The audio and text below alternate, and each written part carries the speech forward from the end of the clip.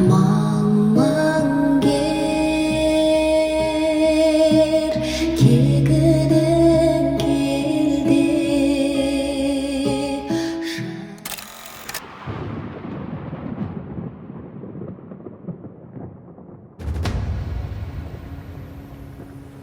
Көкшенің көгілдір таулары, мөлдір көлдері, жусан иісі аңқыған жазиралы даласы қазақ жерінің баға жетпес мұрасы.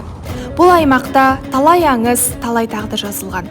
Сол аңыздардың бірі елге аты мәшһүр Ақан сері мен оның хас тұлпары құлагердің тағдыры.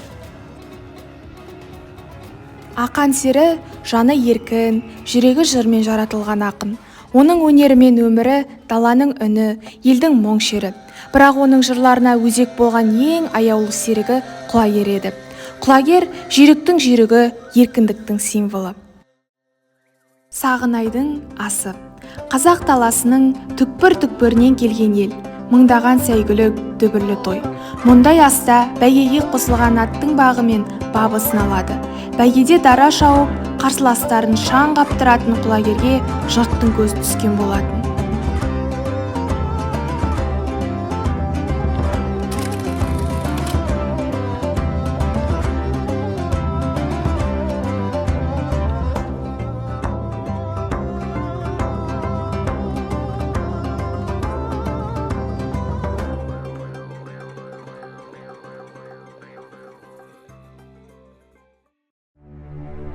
Бірақ бұл атақ барлығына бірдей ұнай қойған жоқ.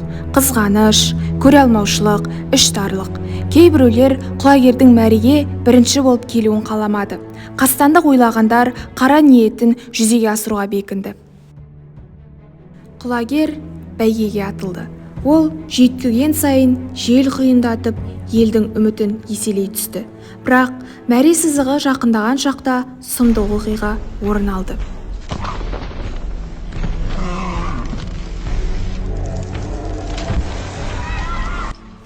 Зұлымдық жеңді. Тірліктің әділетсіздігі тағы бір рет дәлелденді. Құлагердің оқыстан жығылуы бүкіл даланың күңіренуімен тең болды. Ақан серінің зарлы дауысы даланы жаңғырыққа толтырды.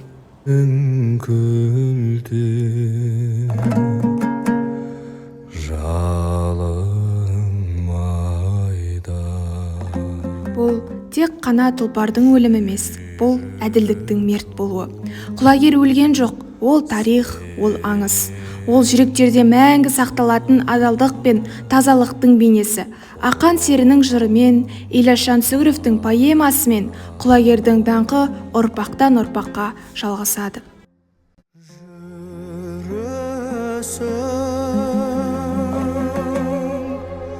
Жүрісің